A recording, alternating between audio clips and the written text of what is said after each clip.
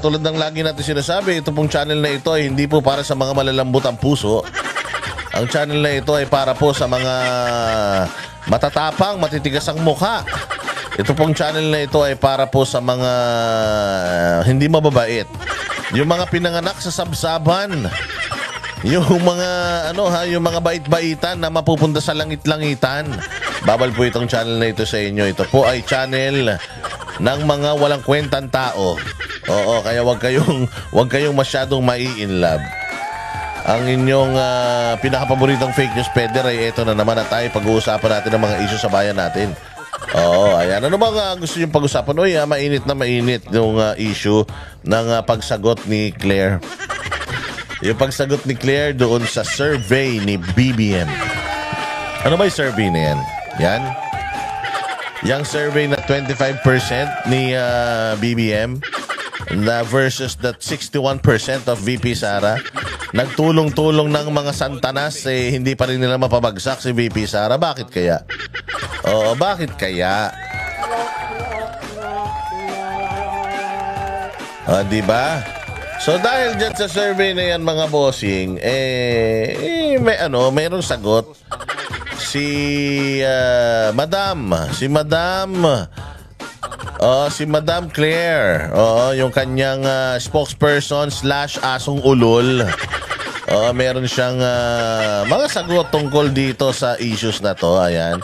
Pakinggan nating maigi. Maganda tong interview na to nila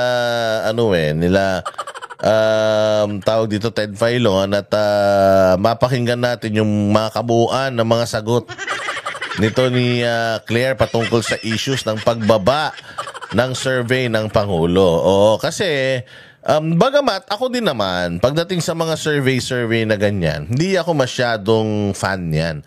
Kasi kung makikita ninyo yung mga SWS survey, at kung ano-ano pang mga surveys, mga bossing, minsan nagpapakita yan ng mind conditioning, no? Kasi sa kampanyahan, sa darating na eleksyon, imaginein mo, iba yung lumalabas sa survey versus doon sa nakikita natin.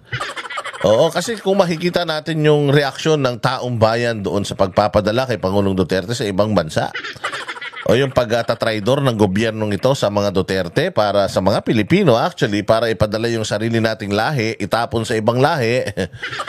Nakita natin na lumabas talaga, milyon-milyon Pilipino talaga yun. Hindi lang yun dito sa Pilipinas, pati sa ibang bansa. Kaya magugulat ka, makikita mo yung mga surveys na pumapasok yung alyansa. Samantalang, watak-watak na yung alyansa. Samantalang, yung alyansa hindi nga makapangampanya. Hindi nga makapangampanya sa Visayas, hindi makapangampanya sa Mindanao. Paano lalabas sa survey yan, hindi ba? So, miski ako, hindi ako masyadong sa survey na yan kasi mind conditioning yan. Katulad yan, sa survey na yan, 2 kandidato lang ni Pangulong Duterte yan lumalabas. Bongo tsaka Bato lang, ha? Yun naman talaga yung obvious na mananalo, Pero, makikita mo talaga lahat ng mga kandidato ni Pangulo wala talaga doon. Tapos makikita mo yung mga kandidato ni alyansa na mga kupal naman. Makikita mo nandoon sa survey. So, kabaliktaran nung nakikita talaga natin. Kabaliktaran nung nakikita natin sa mga lansangan noong mga nakaraang araw. Kasi sabi ko nga, sure win na talaga tong Duterte na to. Wag lang mandadaya. Oo, wag lang mandadaya kasi paano hindi sure win? Imaginein mo buong linggo tayong nagkakandak ng town hall meetings. Every week meron tayong grand rally. At buong Pilipinas, hindi lang kasi ang alyansa kapag kapag nangampanya ang alyansa, isang lugar lang. Tapos nag-aayudahan pa daw, di umano. Dito sa atin, isang buong Pilipinas kung magkandak tayo ng town hall meetings and mga political rally. As in, buong linggo yan. Katulad kahapon. Nasaan kami kahapon? Nasa Naga, Cebu kami. Tapos papunta kami ng Tacloban. Papunta kami ng Iloilo. So imaginein mo, dire-diretso yung ating ginagawang pangangampanya. Tapos itong mga to, hindi nangangampanya. Hindi mo nakikita nangangampanya. Tapos sasabihin mo na papasok sila sa survey na yan.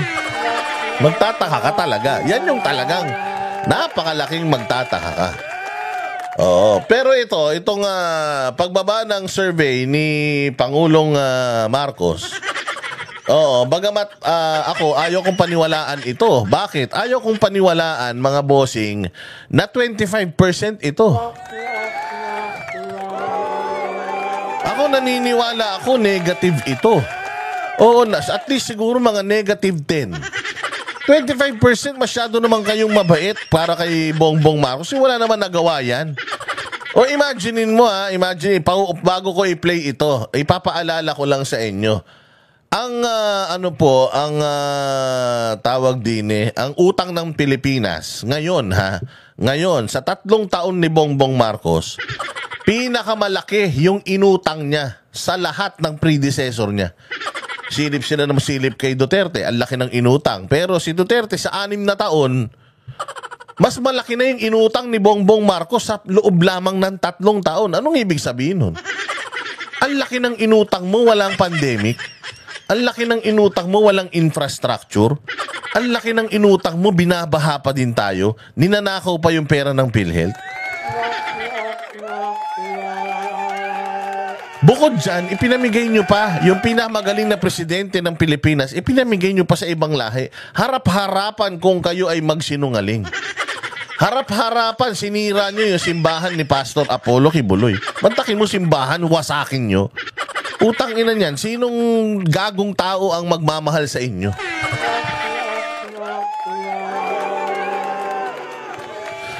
Hindi ba napakarami yung kahayupan na ginagawa ngayon? Talamak na naman ng kidnapping, sabi na naman nung PNP chief.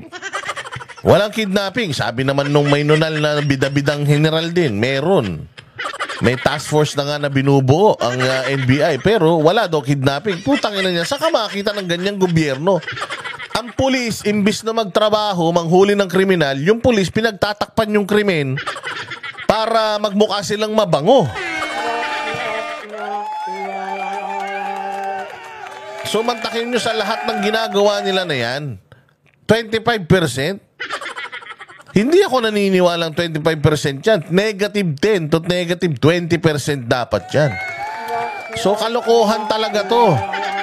Kalokohan tong survey na to. Inday Sara at 68%. 32 million ang bumoto sa kanya. Nakita nyo ba yung dami ng tao na lumabas? Dami ng tao na lumabas para ipakita yung suporta sa pamilya nila sa ginawang kahayupan ng gobyerno. Tapos 61%? I don't believe 61%. Siguro at pinakamababa 80%. Di ba?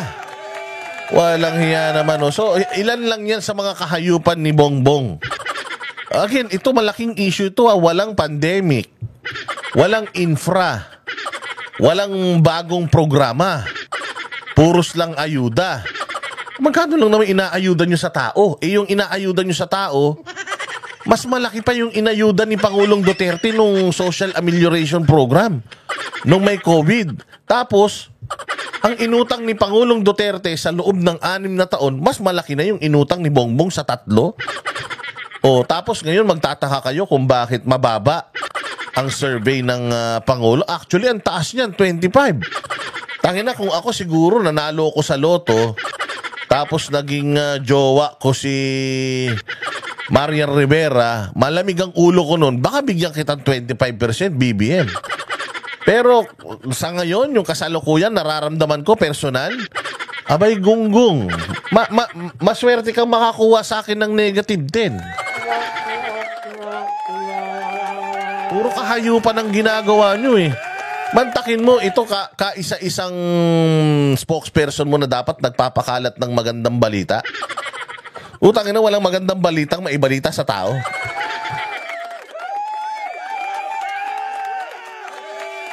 Ang ipinagmamalaki yung Google Maps, na nirecognize ng Google Maps yung claim natin sa South China Sea. Putang ina, sino ba yung Google Maps? Anak ng tinapay, oh. Kung ganun lang pala sana, di sana sa Google Maps na lang tayo magpatulong. Lahat, buong mundo, gawin ang paggawa na nating pag-ari ng Pilipinas. Hindi ba? Nakakatawa lang na ganito yung takbo ng isip ng spokesperson natin. Pero pakinggan natin itong kanyang paliwanag na malupit tungkol sa mga issues ng bayan natin dito sa survey nila. Nakakatawa to. Sa atin na po linya ngayon si Attorney Claire Castro, and we sincerely appreciate po ang kanyang pagbibigay po ng panahon sa ating pong programa this morning. Attorney Claire, maganda umaga po sa inyo, Undersecretary. Yes, good morning, Sir Ted. DJ Cha, thank you. Salamat Thank you sa panahon. Okay, Cha. At na-invite niyo po ako. Good morning din po. And thank you also, Attorney Claire, Yan. for being on the show. Umpisahan natin dito. Diyan tuwang-tuwa yan si Claire. Kapag kayong ini-interview, kapag yung puta ina, yung filter niya, pag pinagana niya na, tayo na walang pores, oh. Ang tindi glass skin ng walang iya, oh. O, hindi ba nakita nyo? O, ganyan, yan ang trip niyan. O, sabi ko nga sa inyo, fame whore eh.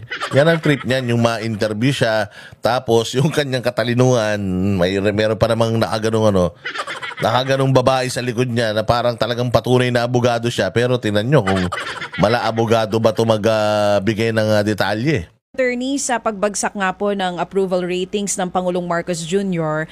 mula po 42% noong Feb to 25% ngayong March. Ayon po yan sa Pulse Asia Survey. Ang isa po sa sinabi nyo kahapon, posibleng may kinalaman ang paglagana po ng fake news dito po sa pagbagsak na ito. Pero sinasabi nyo rin na hindi nababahala ang Pangulong Marcos Jr. dito. Ito po ba hindi dapat i-consider ng administrasyon bilang wake-up call para po mas paigtingin pa ang serbisyo sa mga Pilipino? Anong tagot dapat dyan? Hindi ba dapat to gawing wake-up call? Hindi ba? It's a survey, pulso ng taong bayan, and kayo ay public servant. And public servant kayo, public service is a public trust. Nakikita na ninyo that the people are losing trust. So is it something na kailangan magising ang gobyerno, or is it it should be a wake-up call? Ika nga. Ito ninyo sagot. Yes, nakausap kasi natin kahapon si Pangulo. Napag-usapan kasi namin na maybe, hindi naman namin sinasabing fake yung survey ng Pulse Asia. Ang sinasabi namin, ito bang mga tao, yung mga respondents ay maaari ba sila na i-impluwensyahan ng fake news? Dahil lumalaganap talaga ang fake news dito sa Pilipinas. Sabi nga natin, hindi tayo nababahala dahil ginagawa lang naman ng Pangulo ang kanyang trabaho na naaayon sa batas. Ayun. So ang sinasabi niya, hindi siya nababahala. Hindi ka mababahala being the leader of the country. 25% na lang ng masa yung naniniwala sa'yo, considering that this is true, 25%. Kasi sabi ko nga sa'yo, if ako, negative ka sa akin eh. Oo, negative talaga. Oo, karamihan ng siguro, mga 3%. Oo, 3% na lang yung mga nagtatanggol sa yung mga tolonggis eh. Oo, pero if you're gonna ask people, sa mga town halls natin, mga bossing, every time that we are asking them, mura na ba ang presyo ng bigas? Lahat sila sasabihin nila, hindi. O fake news ba yun, Claire Castro, na hindi nyo nagawang 20 pesos ang kilo ng bigas? May mga ipinangako kasi kayo noong kampanya. At ang ipinangako nyo noong kampanya, gagawin yung 20 pesos ang kilo ng bigas. Sinabi nyo, meron pa kayong flood control project na 5,500, kinaumagahan, bumaha. I mean, the people know na budol talaga kayo Nanaloko nyo sila. Now, you're gonna ask these people head on with questions na gumanda ba buhay mo? Kasi inflation rate ang pinag-uusapan Umalwan ba ang buhay mo? Siyempre sasabihin ng tapo tayo, hindi. Ako, buhay ko umalwan. Inan yan. Ang taas nga ng natin, ang taas nga ng poverty rate natin. O hindi ba? Siyempre, pag tinanong ka, ikaw ba ay umalwan ang buhay mo? O siyempre, ikaw ba iisipin pa? Ano ba sabi sa Facebook?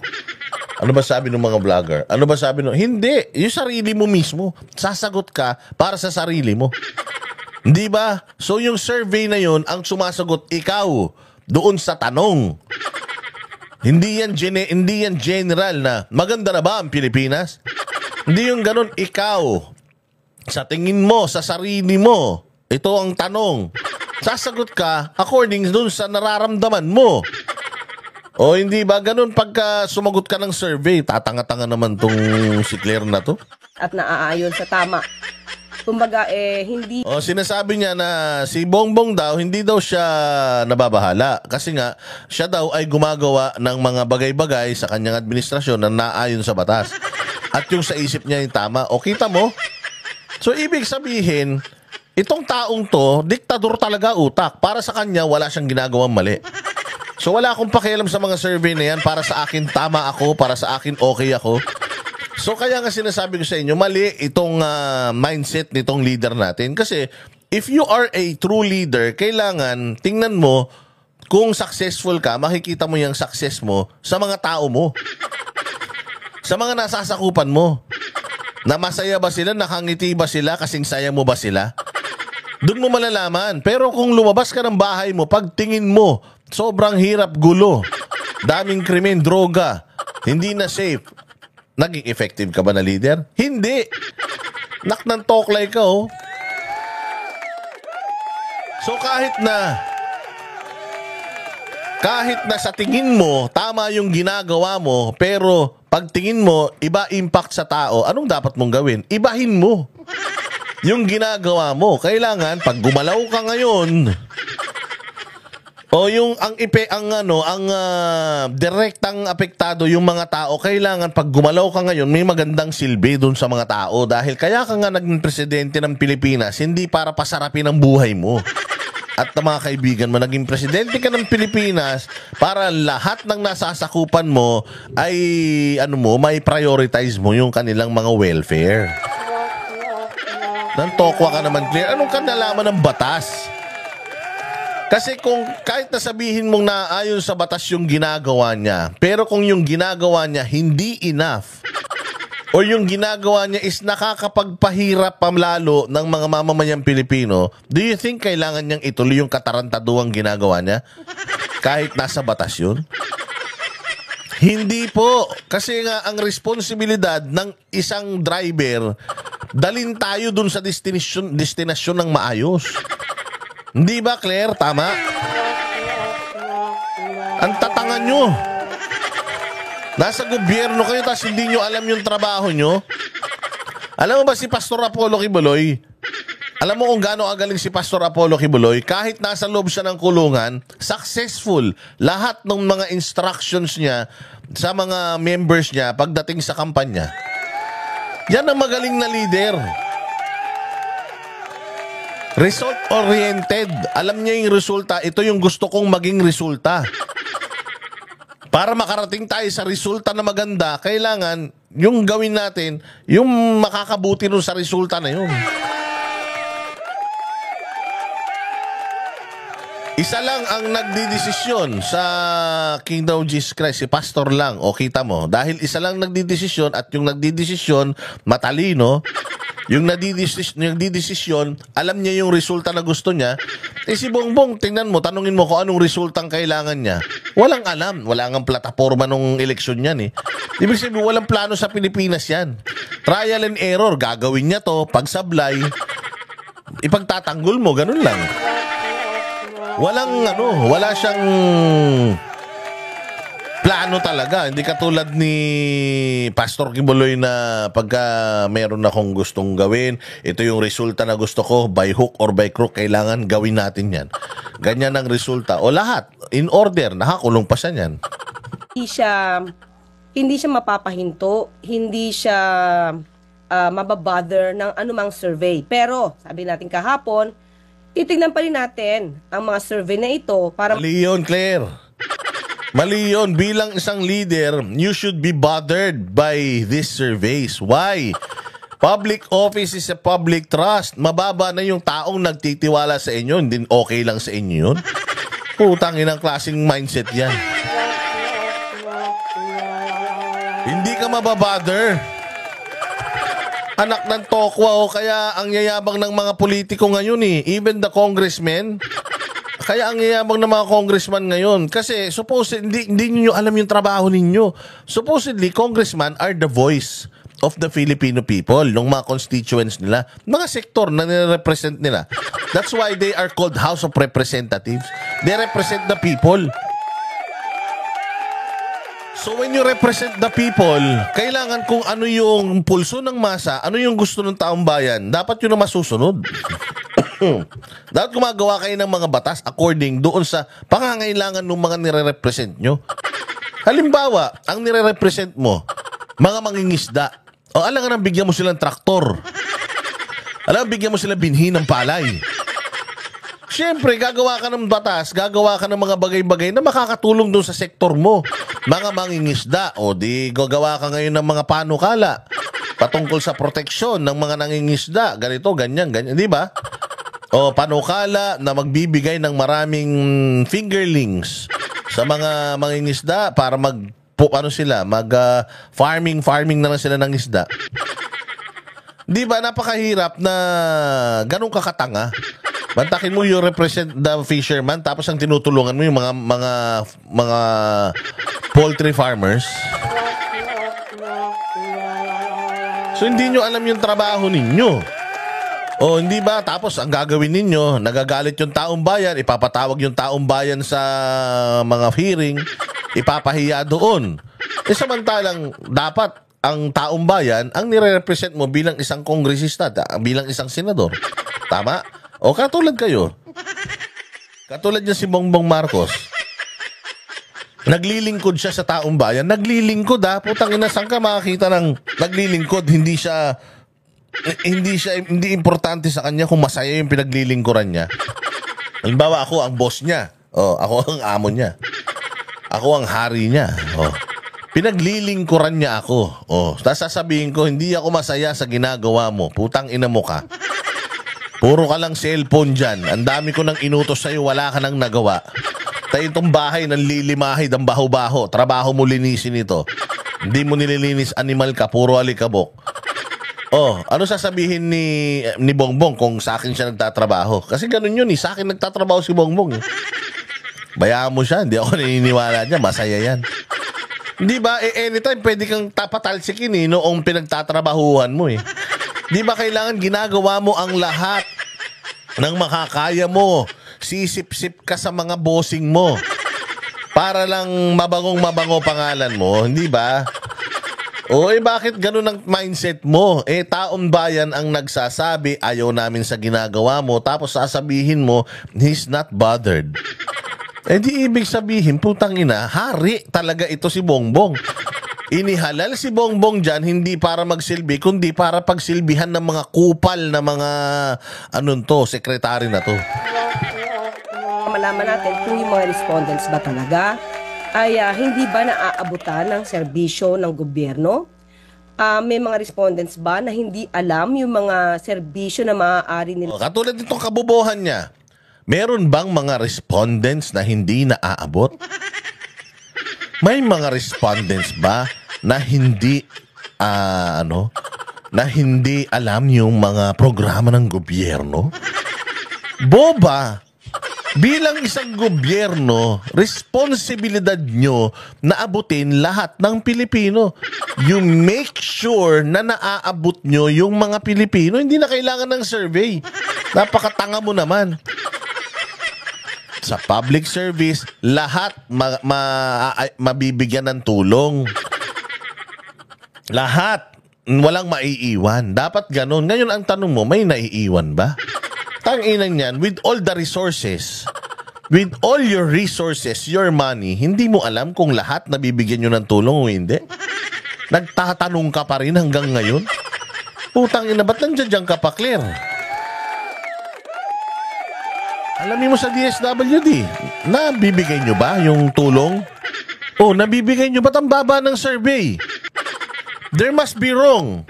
Di ba dapat ganun nagagalit na sana kayo sa mga cabinet secretaries nyo because naniniwala tayo na hindi kaya ni Bongbong Marcos mag-isa. Tanga yan Hindi niya kayang mag-isa paandarin ng Pilipinas. The reason why meron kang mga cabinet secretaries, bawat department, para alamin mo sa kanila, nagagawa ba nila yung trabaho nila? Ngayon, kung petiks ka, hindi ka nagpapamiting, hindi mo tinitingnan yung trabaho ng mga Sekretaris mo, pepetics talaga yan, katulad mo. Ano mangyayari sa bayang Pilipinas? Ayan, magkakaroon ng dissatisfaction na mga ratings na yan. Pero kung si Presidente, katulad ni Pangulong Duterte noon, bakit galit sa atin ng tao? Putang ina, hindi kayo nagtatrabaho. Kung hindi kayo nagtatrabaho, malis na kayo dyan. Masama ang loob ng mga tao. Ba't masama ang loob ng mga tao? Ang ganda-ganda ng mga programa natin. Ngayon, ang tanong ni Claire, baka hindi lahat na i-inform, baka hindi lahat na aabot. Putang ina, kung hindi lahat na i-inform, hindi lahat na aabot, umalis na kayo dyan. Lang makuha o mga ayuda na maaari lang makuha mula sa gobyerno? Saan ba ang mga respondents na ito dahil baka hindi nga naaabot ng gobyerno? So sinasabi natin na baka yung iba influenced by fake news dahil katulad ng sinasabi, one of the reasons mo, Claire, kasi ganito ang sinasabi, gina-justify mo na ito mababa tayo. Baka kaya mababa tayo kasi mga DDS ang galing manira Butangin na nyo, nagbabayad kayo ng mga vlogger, di ba? Di umano? Nagbabayad kayo ng mga vlogger, hindi kayo mapabango? Butangin na nyo, wag nyo nang bayaran yung mga vlogger nyong tanga. Mantakin mo kami, ha? Mantakin mo kami, wala kaming bayad, pero naipaparating namin sa Pilipino yung sentimiento ng bawat isa. Alam namin kung ano yung mga ginawa ni Pangulong Duterte na ipinapaalala namin sa tao para ma-realize nila how useful PRRD was and how incompetent Bongbong Marcos today. Hindi ba? Yun lang yun tapos kayo nagbabayad kayo ng mga vlogger. Putangin na yan. Magkano binabayad nyo? Daan-daan libo? Di umano? Tapos hindi mapabango pangalan ninyo. 25% ang trust rating. Nandiyan ka pa. Hindi mo ba naisip na baka kasalanan mo dahil sa mga kabalbalan mo diyan sa office of yung PCO, baka kaya bumaba yung trust rating? Mantakin mo, hindi nagsasalita si Bongbong. Hindi na nga nagtatrabaho Ikaw na lang nagsasalita, bumaba pa. Ibig sabihin, baka sa'yo sila inis, hindi kay Bongbong talaga. daw ay yung pagtaas ng inflation rate. Pero DJ Cha at Sir Ted, ayon kasi dito sa PSA, yung inflation rate kasi bumababa.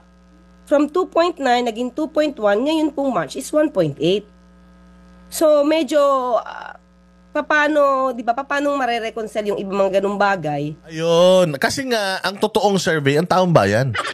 Yung mga numero nyo, putang ina, pwedeng dinoktor yan. Bakit? Kasi nga I can put these numbers, hindi naman i-scrutinize yan ni Presidente kasi tanga yun Hindi naman niya i-scrutinize yan Ibabangga sa totoong buhay ng tao.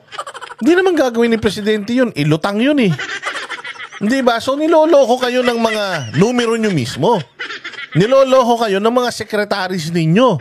Kasi kung lalabas kayo sa kalsada, tatanungin nyo yung mga tao, aabutin nyo sila, malalaman nyo, malaki pagkukulang nyo talaga.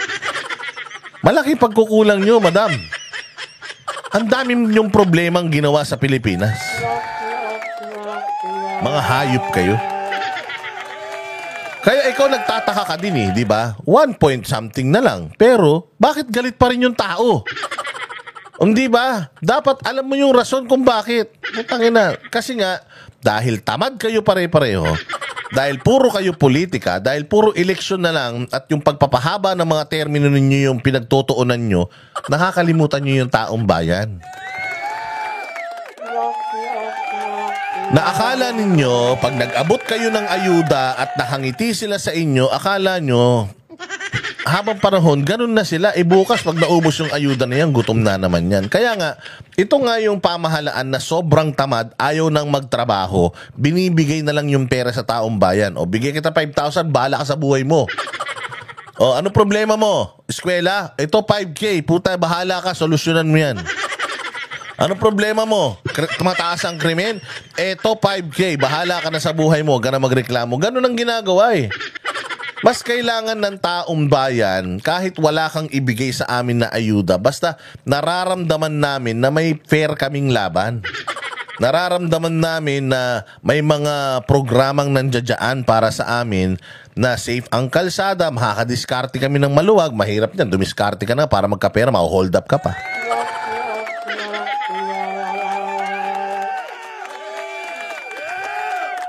Ganun yan eh.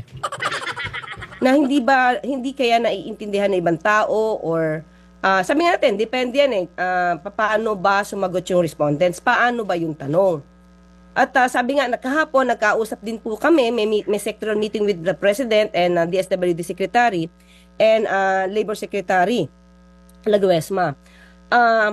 Meron silang ginagawang survey, halimbawa po, yung kung gutom, di ba? Hindi lang po isang beses, survey yung pamilya, let's say pamilya. Isang beses, baka ngayon gutom, na-survey sila ngayon, di ba? So, ang ginawa po ng DSWD is... Sige, Claire, ipilit mo. Ipilit mo yung gusto mo. Sige. Patuloy pong minomonitor, let's say itong pamilyang to, nag-improve ba o mas nagutom? Kasi kung halimbawa po na-survey kayo na tong araw na to at kayo'y gutom, sabihin niyo talaga, gutom kayo.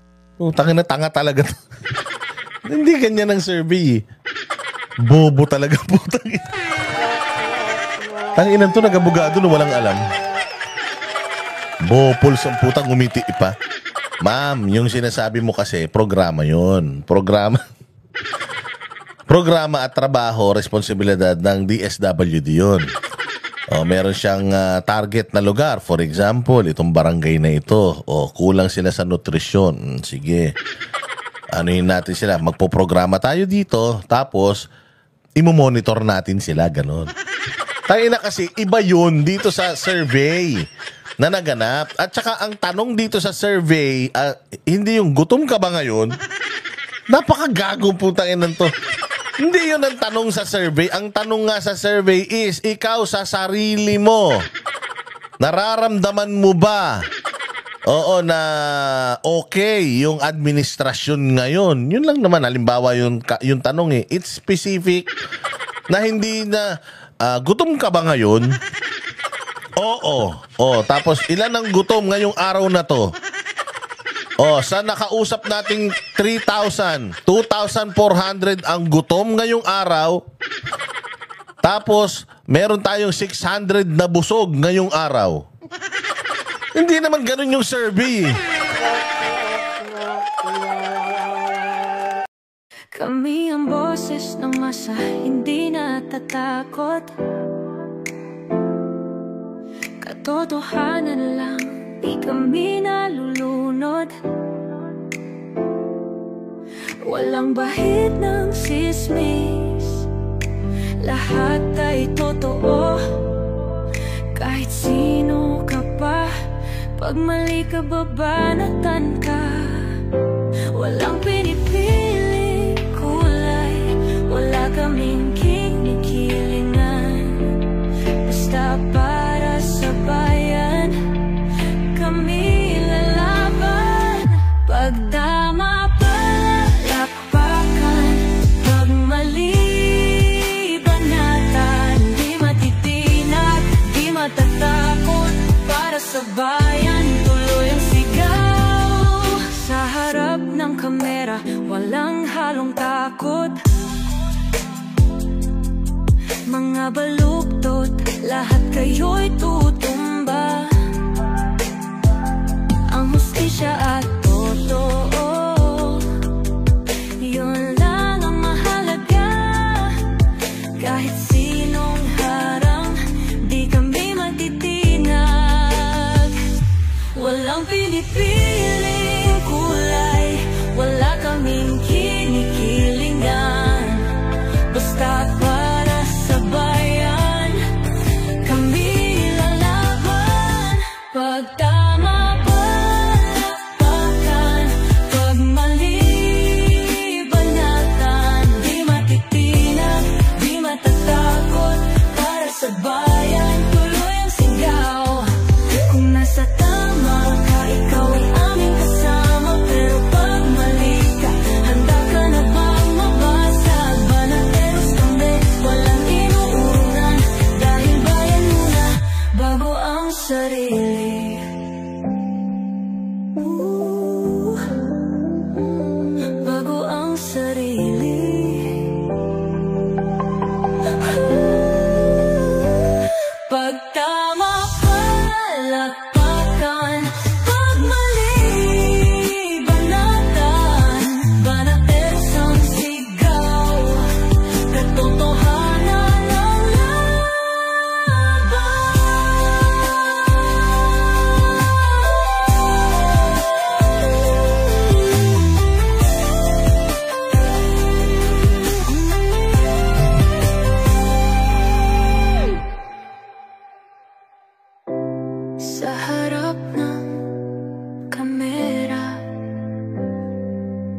walang